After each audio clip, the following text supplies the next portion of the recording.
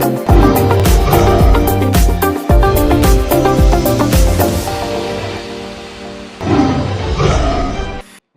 et messieurs, bienvenue à ce nouveau numéro de votre magazine Au cœur des institutions, une émission qui est au centre pour le décryptage et le dialogue, qui plonge au centre du fonctionnement réel de l'État. Aujourd'hui, je reçois pour vous Ange Pabolangui, qui est cadre de l'Union pour la démocratie et le progrès social, UDPS.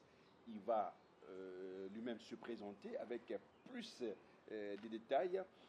Au cœur des institutions, mais autour de la table, responsables politiques, juristes, experts publics et acteurs de la société civile. Objectif, rendre lisible ce qui est souvent opaque, promesse, expliquer sans simplifier, débattre sans diviser, et donc au cœur des institutions n'est pas une émission des clashs, c'est plutôt une émission de maîtrise, d'intelligence et de responsabilité. Monsieur Ange Pabolangui, bonjour. Bonjour, monsieur le journaliste. Bonjour, monsieur Guillaume. Le public qui nous suit, qui est Ange Pabolangui? Merci, je vous remercie de l'attention que vous avez portée sur moi. En fait, je m'appelle monsieur Ange Pabolangui Onda. Je suis cadre de l'UDPS, actuellement secrétaire national adjoint à l'international socialiste, donc membre de l'exécutif du parti. Et en 1980, j'obtiens mon certificat d'études primaires à l'école Messidor de Uccle. Ceux qui ont habité la Belgique connaissent cette école. Et quand je rentre de l'Europe, je suis dans la même classe que deux filles de fondateurs Kibasa Maliba, en l'occurrence Madame Jackie et Madame Lily. Et là, nous sommes dans les années 81. Donc en rentrant ici, je tombe dans cette école. Et c'est là où j'ai un peu cette fibre politique. Et dans la même école, je vais croiser aussi un aîné, M. Christian Tshisekedi, qui était un aîné à l'école, frère du président. Et j'avais aussi Omer Kamba comme professeur aux humanités. Et le virus politique est tombé là, à partir de ma fréquentation avec ces familles-là, Tshisekedi et Kibasa, qui sont très proches jusqu'à aujourd'hui. Et en 88, je vais aller en Belgique. Et, c'était des années dures. Hein. Donc, en 88, l'opposition commençait à prendre beaucoup d'ampleur. Et en Belgique, je vais m'installer à Liège et je vais faire ma vie d'étudiant parallèlement à ma vie socio-professionnelle. Et en Belgique, je ne ferai que continuer ce que j'avais commencé. Ici à Kinshasa. Et à Kinshasa. Et là-bas, le destin ferait qu'en Belgique, je vais croiser un certain monsieur Félix Antoine Tshisekedi Tshilombo, qui était aussi cadre de l'UDPS là-bas. Parce que l'UDPS était à Liège? Non, lui, il était à Leuven, à l'époque, à Louvain. Louvain. Et moi, j'étais à l'époque à Liège. Et je vais faire mon militantisme. Je deviendrai président de cellule, donc commencer comme président de cellule. Nous sommes dans quelle année? Là, je vous dirais, président de cellule 89-90. Hein. 89-90. Vous avez rencontré l'actuel président de la République? Oui. Là, lui, il est à Louvain. Donc, en fait, l'UDPS, c'était une fédération. Au niveau de l'extérieur, l'UDPS, c'est comme un pays représente comme une fédération. Et la fédération avait des sections et des cellules. Et moi, j'étais à Liège et le président était à Leuven avec d'autres amis, hein, dont un certain M. Théon Billet, qui sont des amis avec lesquels nous avons lutté. Il y avait à Leuven M. Topin. Théon Billet, c'est aussi un ancien allié du président de la République. Oui, c'est l'UDPS. Je vous parle de l'UDPS des années 80-90. Parce que moi, quand je vais aux études, donc je veux croiser. Donc ce sont les Dikonda, le professeur Dikonda qui avait la fédération là-bas. Je vais rencontrer M. Omer Kamba là-bas, qui fut mon prof à Maloula, et je vais croiser, le destin fait que je vais croiser maintenant M. Félix Antoine Tshisekedi Tshilombo. Lui, il venait de Louvain, avec M. Théon Billet, avec un certain M. Topin Kabongo, qui fut secrétaire particulier du président. Il y avait des amis l'actuel questeur du Sénat. Du Sénat était là, il y a un certain M. Damien, il y avait Willy. Vous avez une mémoire là. Ah oui, une très bonne mémoire. Et je commencerai à militer là. Donc nous passerons ces années-là, le discours du 24 avril 90, je vais vivre ça là-bas. Et c'est ce militantisme qui a fait que lorsque l'actuel chef de l'État, qui était aussi chef de la diplomatie du parti et président du parti, arrive aux affaires, il m'a pu incorporer, il m'a fait l'honneur de m'incorporer comme conseiller dans son cabinet depuis 2019, tour à tour comme conseiller au collège diplomatique, et actuellement comme conseiller au collège mines, hydrocarbures et énergie. Et parallèlement à cela, donc je suis cadre au sein de l'exécutif du parti. Et là, on va rentrer en détail. Donc, un peu, M. Pabolangui, voilà. Ouais. Vous avez bien compris que c'est quelqu'un qui maîtrise l'histoire de l'UDPS depuis les années 80, à partir d'ici à Kinshasa, bien sûr. Vous l'avez bien suivi. Ange Pabolangui, un cadre de l'UDPS et un diaspora. Bien sûr, le président de la République actuel, Félix-Antoine Tshisekedi, passe. Il le met dans son cabinet, donc il est conseiller aussi au sein du cabinet présidentiel. Ange Pabolangui, en vous entendant parler, vous avez longtemps évolué au sein de la diaspora congolaise. Okay. Certains estiment que les membres de la diaspora n'ont pas toujours une réelle expérience dans la gestion de la chose publique. Que leur répondez-vous? Pensez-vous faire exception? Je pense que ça, je dirais que c'est une aberration. Ce sont des propos un peu, je vous dirais, ce sont des raccourcis que l'opinion essaie parfois de dire, et c'est un peu à titre péjoratif. Okay. À titre péjoratif, pourquoi? On a catégorisé une certaine diaspora, surtout à l'arrivée de Laurent Désiré Kabila, comme étant une diaspora des arrivistes qui étaient venus pour s'accrocher au pouvoir. Parce que je vous ai raconté un peu mon histoire. Okay. Donc nous avions une vie, au niveau même de ma famille. Donc on connaissait l'Europe, on partait, mais on a acquis une certaine expérience là-bas. Okay. Si on regarde, par exemple, je prends un exemple concret. C'est lui qui est aujourd'hui chef de l'État, son Excellence, M. Félix-Antoine Tshisekedi Tshilombo. Regardez le parcours qu'il a fait. Dès l'extérieur, il a gravi les échelons d'abord au sein du parti. Si je vous ai dit qu'il est parti de la cellule de le Louvain, qui était une cellule. Il va arriver jusqu'au niveau de la fédération de la Belgique. Il va accéder au rang de chef de la diplomatie. Donc il entre dans l'exécutif du parti. C'était lui le chef de l'extérieur du parti, de tout l'UDPS extérieur. Et c'est de là où j'aurai la place de représentant adjoint. Je serai aussi représentant de la Belgique adjoint. Et jusqu'à être promu au sein de la direction politique. Et dès là, il va venir occuper le poste de secrétaire général adjoint de l'UDPS chargé de la diplomatie. Il va accéder au congrès de 2018 après la mort de feu Dr Étienne Tshisekedi. M. Félix-Antoine Tshisekedi Tshilombo accédera à la présidence de l'UDPS au congrès que nous avions organisé en 2018 à la permanence du parti. Oui. Donc, quand vous dites... Non, parce que ça, c'est important. Donc, je voulais donner son exemple à lui. Donc, je veux dire par là que quand vous arrivez en Europe, aux États-Unis ou quoi, quand on parle de la diaspora, ce sont des mamans, ce sont des papas, des pères de famille, des gens courageux. Vous arrivez à Paris, vous trouvez une maman congolaise à 5 h du matin qui est déjà debout pour aller travailler, pour nourrir sa famille et envoyer aussi cet argent au Congo. Et aujourd'hui, l'apport de la diaspora, les experts évaluent dans notre budget annuel un apport de 2 à 4 milliards de dollars que cette diaspora des États-Unis, de l'Australie, l'argent qu'ils envoient ici, pour nos familles ici, pour les écoles. Donc, il faut respecter cette diaspora, très bien. Je dirais. Il faut respecter la diaspora Martel Ange Pabolangui, qui est cadre de l'UDPS, qui connaît l'histoire de l'UDPS depuis la genèse, si je ne m'abuse pas. Ange Pabolangui, vous venez de parler tantôt ici de la diaspora. Vous avez battu campagne pour l'actuel président de la République aux élections de 2023.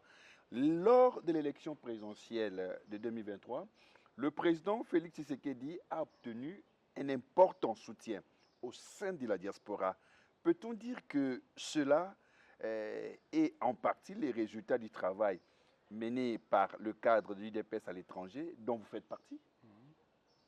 Oui, je dirais cela exactement. Pourquoi? Parce que... Ou c'était votre stratégie? Les deux. Je vous dirais d'abord ceci. Un soutien, j'ai dit, important à l'élection présidentielle. Sur le plan historique d'abord. À l'étranger. Sur le plan de notre histoire électorale. C'était la première fois que la diaspora votait. C'est-à-dire qu'au niveau de la CENI, on voulait qu'il y ait un essai pilote. Et on a retenu 5 pays où il y a quand même nombreux de nos compatriotes qui y vivent.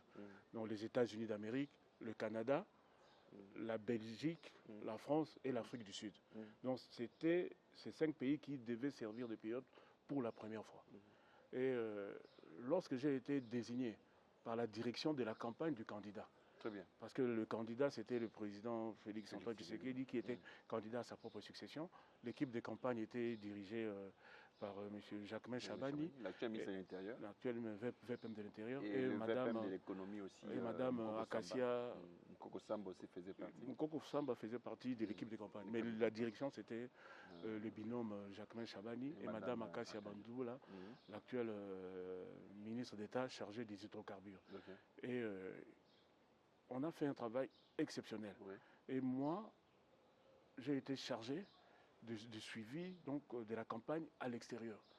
Et cette équipe-là m'a fait confiance. Et c'est ici l'occasion de remercier la direction de la campagne.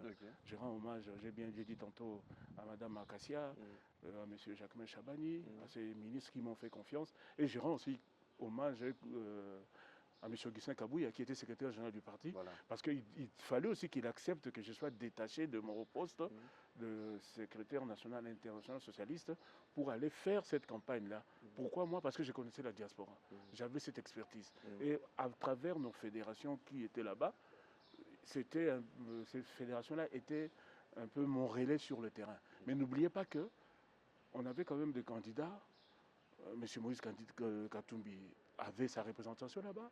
M. Martin Faïlou ils avaient leur représentation là-bas. Les docteurs Mukwege là-bas. Donc tous les candidats, donc la bataille était là. Et je vous dirais, M. Huguelor, que les élections étaient suivies là-bas.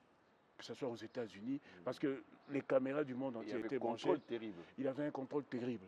Et notre victoire de notre candidat au présidentiel nous a permis de porter, je dirais, plus de crédit au scrutin électoral ici aussi. Parce que cette victoire a fait montrer à l'opinion internationale que sur le plan statistique, si M. Tshisekedi gagne aux États-Unis, au Canada, en France, en Belgique et qu'il gagne en Afrique du Sud, dont les résultats de la CENI ici ne faisaient que refléter cette victoire-là. Et là, je crois que c'est vraiment la fierté de tous ceux qui m'ont aidé, même à travers le monde. Il faut remercier nos fédérations. Parce que la force aussi de l'UDPS, nous avons des représentations pratiquement partout. Quand je dis représentation, l'UDPS est dans tous les pays à l'extérieur. Ange Pabolangui, l'UDPS est dans tous les pays extérieurs. Comment l'UDPS alors est organisée ou structurée au sein de la diaspora?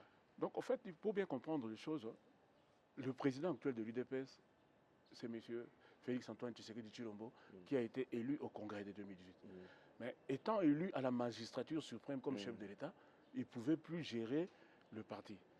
D'où la désignation de M. Augustin Kabouya comme secrétaire général de l'UDPS. Et c'est lui qui fait maintenant office de président ad intérim de l'UDPS. Ça au niveau de la direction. Et autour de M. Augustin Kabouya, président du parti, il y a ce qu'on appelle les secrétaires généraux adjoints. Et il y a un secrétaire général adjoint, M. Godefroy Stanislas Chimanga, l'actuel DG de l'INPP, qui est chargé de la diplomatie du parti. Et il y a l'autre département important, c'est l'international socialiste, dont je fais partie. J'ai maintenant aussi la confiance du chef du parti. C'est pour ça que je veux, à l'extérieur, souvent, représenter le parti au sein de l'international socialiste. L'international socialiste, c'est quoi? C'est l'ensemble de partis qui partagent les mêmes valeurs que nous. L'international socialiste a été créé en 1951. Vous avez au moins 132 partis dedans. Fidèles téléspectateurs, fidèles téléspectatrices, vous comprenez que je suis en face ou j'ai reçu pour vous un cadre qui connaît et qui maîtrise très bien l'histoire du parti au pouvoir, l'UDPS, depuis même sa genèse. Il est aussi conseiller au sein du cabinet du président de la République. Il s'appelle Ange Pabolangui. Il est secrétaire national adjoint à l'International socialiste et aussi membre de la direction politique. Il y a eu élection et lors de l'élection présidentielle au sein de la diaspora, il fait partie, ou il est même celui qui a coordonner ou diriger l'élection présidentielle de 2023 à l'étranger, diaspora. C'est-à-dire il avait plusieurs pays, il venait de les citer, Europe, puis il y avait aussi les États-Unis.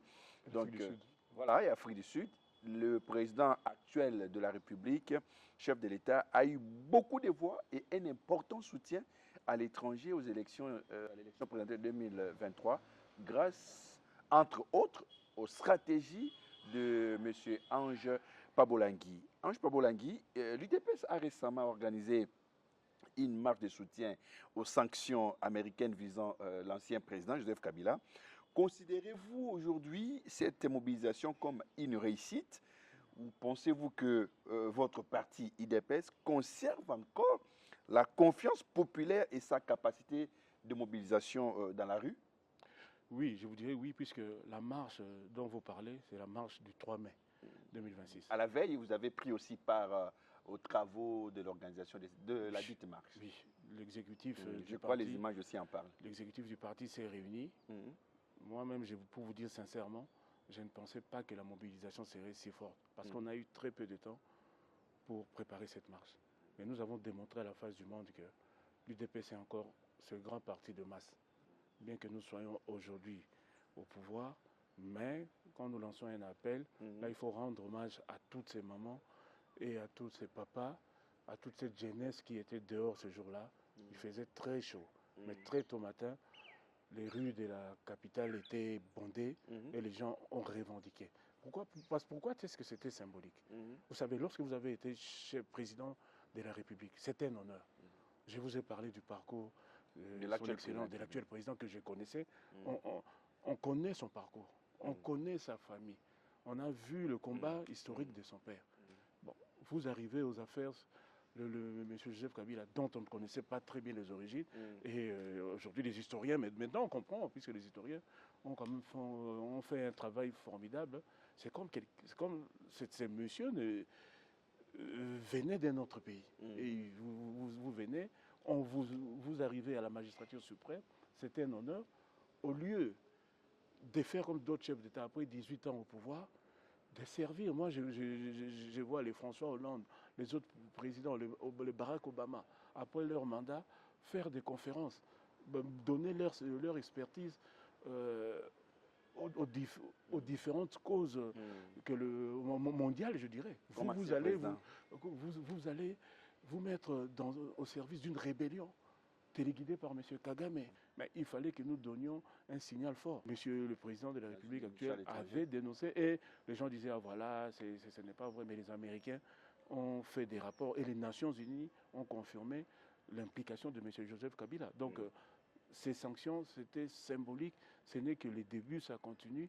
Et l'UDPS a soutenu cela. Et c'est pour ça que nous avons soutenu à travers cette marche qui était une réussite. Un mot aussi au secrétaire actuel de l'UDPS et président ad interim, Augustin Kabouya. Oui, je dirais que... Par rapport à la réussite, comme vous avez dit, non, vous savez que cette marche je vous dirais du que 3 mai. Quiconque dirige l'UDPS rencontre des problèmes. Okay. C'est un parti très difficile. J'ai eu la chance auparavant de côtoyer pratiquement tous les secrétaires généraux adjoints qui ont travaillé dans l'UDPS. Et j'ai connu M. le secrétaire général, M. Augustin Kabouya, l'actuel. À l'époque, il était secrétaire national. Et il a gravi aussi ses échelons jusqu'à arriver là. Et je crois que, sincèrement, même ce qu'il est en train de faire, il fait du bon travail. Parce qu'il arrive à réunir toutes les factions. C'est un grand parti avec des factions. C'est un rassembleur. C'est un rassembleur. Et il occupe actuellement le poste de vice-président de l'Internationale socialiste. Donc le combat de l'UDPS est reconnu au niveau de l'Internationale socialiste. Le département de l'UDPS auquel vous faites partie. Je fais partie. Donc nous avons le titre de vice-président de l'Internationale socialiste. Et c'est M. Augustin Kabouya qui est le vice-président de l'Internationale socialiste zone Afrique. Parlons d'un sujet qui alimente actuellement le débat politique, la révision ou changement de la Constitution. Êtes-vous favorable ou opposé à cette initiative? Au fait, je sais que vous aimeriez que je vous réponde directement par oui ou non. Il faut comprendre notre histoire d'abord. À la création de l'État du Congo, en quelques lignes, je dirais que le Congo appartenait au roi Léopold II. Léopold II après la conférence de Berlin en 1885, le Congo appartient à Léopold II, toutes ces richesses-là. En 1908, Léopold II cède le Congo à la Belgique. La Belgique gère le Congo pendant 52 ans. On arrive en 1960, on nous donne l'indépendance. Quand on nous donne l'indépendance, le Congo n'a pas de constitution en 60. On va essayer de calquer la constitution belge, qu'on appelait la loi fondamentale. On dit que c'est une constitution provisoire qui va régir l'État du Congo en attendant que les Congolais eux-mêmes rédigent leur constitution. Vous voyez? Mais quand vous allez imiter la constitution de la Belgique était un royaume. Il y avait un roi, le roi de Baudouin, et le gouvernement. Donc le roi est là, le roi règne mais ne gouvernait pas. C'est le gouvernement, le premier ministre qui gouvernait. Là, nous sommes en 60. Et l'indépendance est donnée. On a beaucoup de problèmes. L'assassinat de Lumumba, donc on va essayer de survoler. Lumumba décède. Le président Kasavubu, qu'est-ce qu'il va faire en 1964 après toutes ces crises que nous avons eues, sécession? Donc les Congolais vont tirer d'abord une première expérience en disant que voilà, cette constitution que nous avons adoptée de la Belgique ne nous convient pas dans notre système. Le président Kasavubu va faire ce qu'on va appeler... donc il va organiser... Donc il va appeler les différents cadres et la classe politique. Ils vont adopter ce qu'on a appelé la constitution de Lulabour en 1964. Mais cette constitution-là remet en cause celle de 60. La loi fondamentale. La loi fondamentale. Parce qu'en 64, on s'est dit que non. Cet épisode où le Premier ministre conteste le président conteste le Premier ministre, ce n'est pas bien. En 64, on donne beaucoup de pouvoir au président Kasavubu, qui était un fédéraliste. Donc on a beaucoup de régions, on éclate le Congo, par exemple le Katanga, en plusieurs régions, tout. Et c'est le président qui a le pouvoir de nommer et de révoquer le gouvernement pour éviter ce qui s'est passé en 60.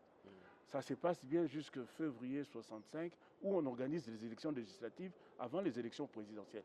Et quand on arrive pratiquement en 64-65, on a deux blocs politiques. On a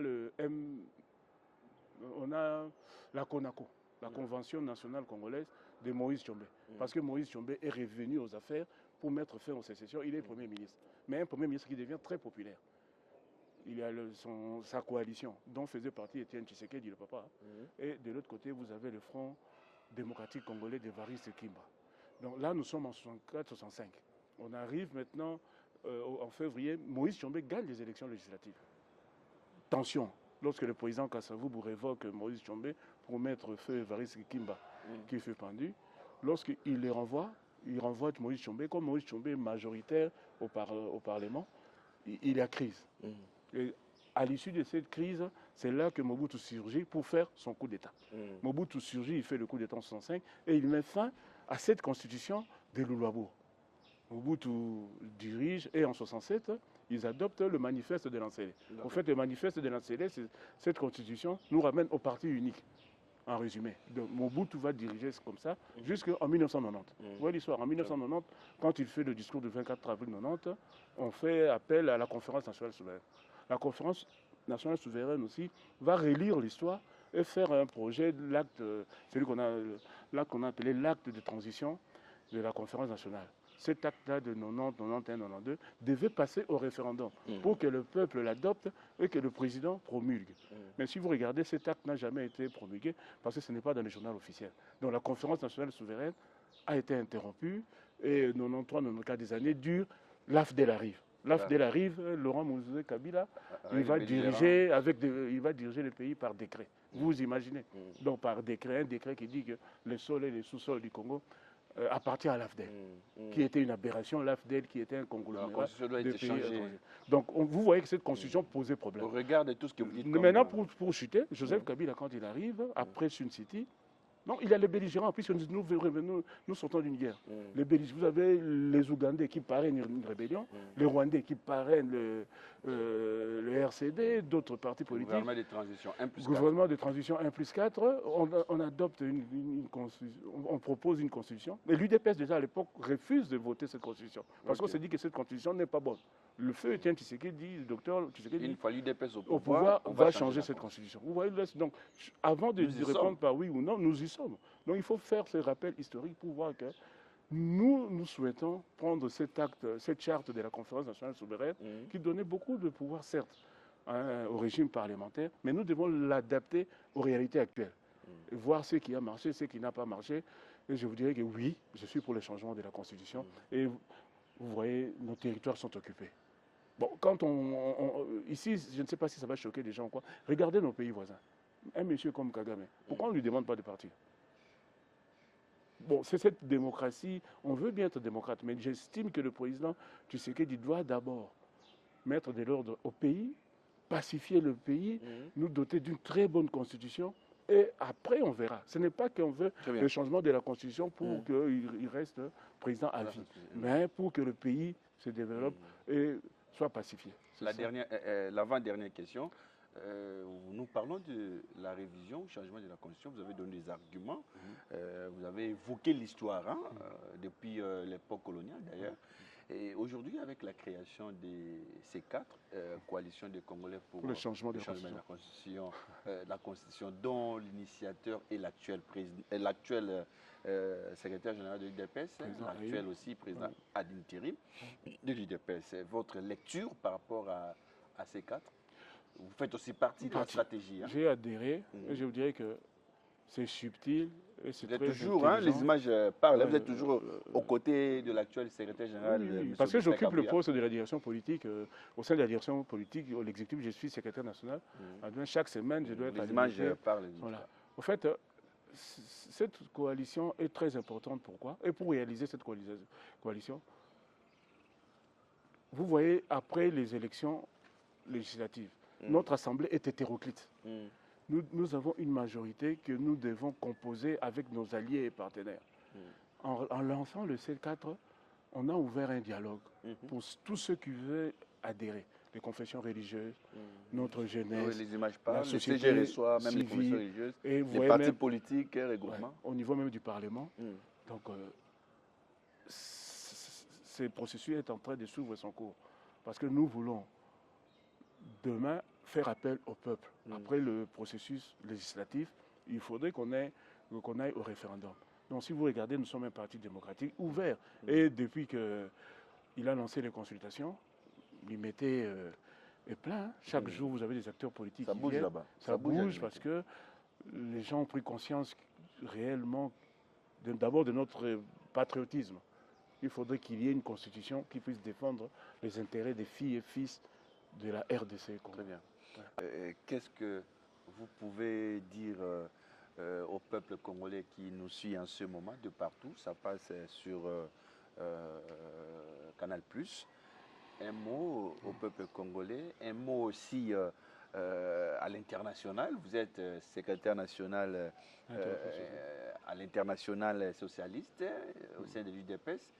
Un département aussi important, parce que comme nous venons de le dire, vous avez participé et même joué à la stratégie pour un soutien important à l'élection présidentielle de 2023 pour le compte de l'actuel président de la République, dont la diaspora avait vraiment voté l'actuel président de la République. C'est votre stratégie, vous avez dirigé, vous avez coordonné les stratégies ensemble avec d'autres membres aussi de la diaspora. Alors, un mot à l'international socialiste, un mot à la jeunesse congolaise, et cela constitue en tout cas la chute de l'émission. Moi, je dirais, je commencerai d'abord par la jeunesse et le peuple congolais. Vous regardez la caméra. Tantôt, j'ai retracé l'histoire de notre pays, une histoire faite de domination coloniale, de sécession, de rébellion. Déjà, on nous accorde l'indépendance le 30 juin. Il y a la sécession du Katanga 11 jours après. Donc, à peine l'indépendance est là, nous avons des sécessions. Katanga, Kasaï. Donc, cette histoire, même l'Est du Congo, c'est une histoire assez violente. Et le peuple doit savoir que nous avons un pays riche. Mais malheureusement, notre peuple ne jouit pas encore de ses richesses. Vous voyez, même quand vous venez, une matière comme l'énergie, l'électricité au Congo, vous voyez que nous avons du mal encore à assurer cette fourniture à toute notre population. Actuellement, il n'y a que 21% de la population de notre pays qui a accès à l'électricité. Ce n'est pas suffisant. Et le président actuel veut même tripler ce chiffre. Et vous voyez. Donc si vous regardez, nous avons en matière de mines une cinquantaine, je dirais au moins une cinquantaine de minéraux, mais nous n'exploitons qu'une dizaine. Le sous-sol, c'est un scandale géologique. Mais ce scandale géologique doit profiter à notre peuple. Le président et le gouvernement ont fait des efforts assez visibles pour essayer d'améliorer les conditions de vie de notre population. Mais ça ne suffit pas, c'est vrai. Le peuple doit patienter. Cette guerre nous a retardés au niveau du redressement économique. Donc le peuple doit accompagner le chef de l'État. Et je pense qu'une fois que nous aurions pacifié le pays, d'ailleurs si vous regardez au niveau de l'armée, au niveau de la fonction publique, les efforts conséquents sont réalisés pour augmenter les niveaux de revenus. Donc je demande la patience au peuple, nous allons y arriver. En ce qui concerne l'Internationale socialiste, d'abord je dois commencer par remercier la direction du parti. Quand je dis la direction du parti, lui-même, parce que si je suis là, c'est que le président Félix Tshisekedi a voulu que je l'accompagne souvent dans des forums internationaux, quand nous étions dans l'opposition. Lorsqu'on allait défendre la cause du peuple, du Vous parti. avez vu aussi à Genval, il y a l'image là-bas avec le feu Papa Etienne Tshisekedi. À Genève avec lui, donc partout j'ai sillonné. Conclave Les de mois passés, l'opposition. je reviens de Barcelone, où j'ai rencontré même le président Ramaphosa, Cyril Ramaphosa de l'Afrique du Sud, dont l'international socialiste m'a mis en avant. Et ces forums nous respectent beaucoup. Très bien. Beaucoup, puisque la preuve, nous sommes aujourd'hui vice-président de l'international socialiste. Ça n'est fini pour aujourd'hui au cœur des institutions avec M. Ange Pabolangui, cadre de l'IDP, secrétaire national à l'international socialiste, membre de la direction politique du DPS, parti au pouvoir. Il est aussi, comme lui-même venait de le dire, conseiller au sein du cabinet présidentiel au collège mines hydrocarbures, énergie, diaspora. Il est de la diaspora. Il a bien répondu que non, ceux qui pensent que les gens de la diaspora n'ont pas la maîtrise de la gestion publique se trompent. Il y en a plein qui, à travers leur parcours, vous ne pouvez avoir des réponses, hein, notamment avec l'actuel président de la République qui a pu gravir tous les échelons. Ange Pabolangui, c'est une tête, comme l'a dit Jean-Jacques Rousseau, bien faite. Voilà, des cadres de l'IDPS qui font la fierté du parti, des cadres de l'IDPS avec un cerveau, je dirais, rempli de savoir, avec un cerveau rempli de la maîtrise de la chose publique, à qui on peut confier aussi d'autres charges institutionnelles, si comme disent les musulmans, Inch'Allah. Voilà, merci. On se retrouve très prochainement. Merci. Merci à vous. Merci.